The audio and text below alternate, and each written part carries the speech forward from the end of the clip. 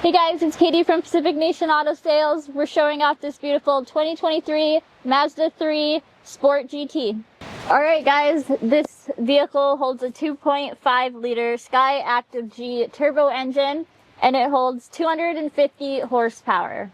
Alright guys, sitting in the back seat, you can see that we have beautiful red leather interior throughout the vehicle.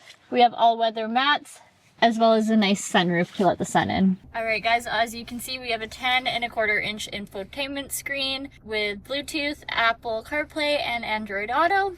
We'll head down here and we have dual climate control for your passenger as well as the driver, your heated seat options, your heated steering wheel, as well as push start. Here you'll find your cup holders, your shifter, as well as in manual mode. You got your sport mode, as well as your volume control, your emergency parking brake, your auto hold, and your dial for your infotainment center. Alright guys, as you can see, this car only has just under 32,000 kilometers. We do have a 6-speed in here, so we do have paddle shifters behind the steering wheel. You have all your safety features here, traction control, your parking sensors. You do have bird's eye view of your vehicle.